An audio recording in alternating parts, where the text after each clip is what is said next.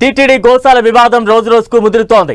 గోశాల రచ్చ కాస్త పొలిటికల్ రంగు పులుముకోవడంతో ఈ వివాదం రాష్ట్ర వ్యాప్తంగా ప్రకంపనలు రేపుతోంది.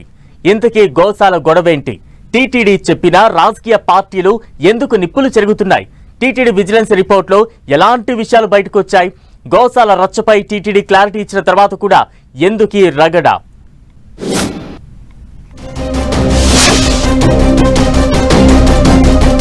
తిరుపతి శ్రీ వెంకటేశ్వర గో సంరక్షణశాల చుట్టూ రాజకీయ వివాదం రోజు రోజుకు ఉద్రిక్తంగా మారుతోంది.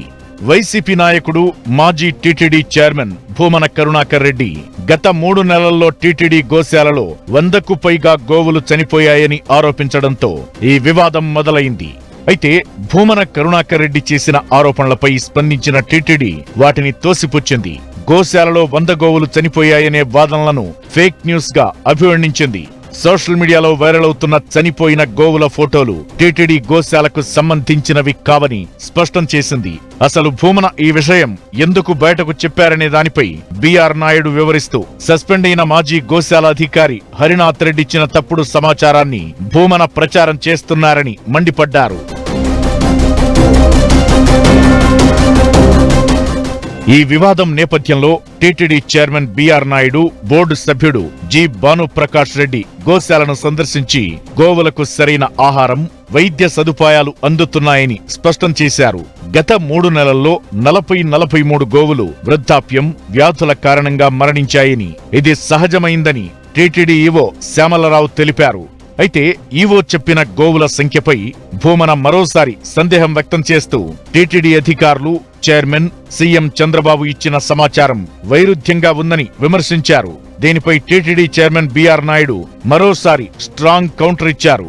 ఆనాటి ప్రభుత్వ వైఫల్యాలు బయటపడతాయనే భూమన కూటమి ప్రభుత్వంపై బురద జల్లే కార్యక్రమం చేస్తున్నాడని మండిపడ్డారు. అసలు హరినాథ్ రెడ్డి అన్నింటికీ తెగించి భూమనకు సమాచారం ఇవ్వడం, దాని వైసీపీ అధికారిక సోషల్ మీడియా హ్యాండిల్ చేయడంతో విస్తృతంగా ప్రచారం చేయడం వెనుక అనేక ఆసక్తికరమైన విషయాలు దాగున్నాయట.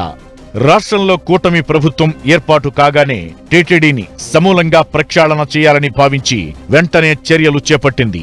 అందులో భాగంగా శ్రీవారి గోశాలపై విజిలెన్స్ విచారణ జరిపించింది. దీంతో నివేదిక బయటకొచ్చింది. టీటీడీలో జరిగిన అక్రమాలను వెలికితీయడంతో పాటు భవిష్యత్లో అలాంటి తప్పులు జరగకుండా చర్యలు తీసుకోవడంలో భాగంగా విజిలెన్స్ నివేదిక బయటకు రాబోతోందని తెలిసిన వెంటనే వైసీపీ నేతలు ముందుగా గోశాలపై ఆరోపణలు చేయడం ప్రారంభించారట. 100 ఆవులు చనిపోయినట్లు ప్రచారానికి తెర తీశారు. వైసీపీ సోషల్ మీడియా మొత్తం ఇలాంటి పోస్టులతోనే నిండిపోయిందట. గత ప్రభుత్వంలో టీటీడీలో జరిగిన దారుణాలు ఎక్కడ బయటపడతాయో అన్న భయంతో ముందుగానే రోడ్డెక్కి నిందలు వేస్తున్న వైసీపీ నేతల ప్రయత్నాల్లో భాగంగానే టీటీడీ మాజీ చైర్మన్ భూమన కరుణాకర్ రెడ్డి కూటమి సర్కార్పై లేనిపోని నిందలు వేసే ప్రయత్నం చేస్తున్నాడని తెలుగు తమ్ముళ్లు ఆరోపిస్తున్నారు.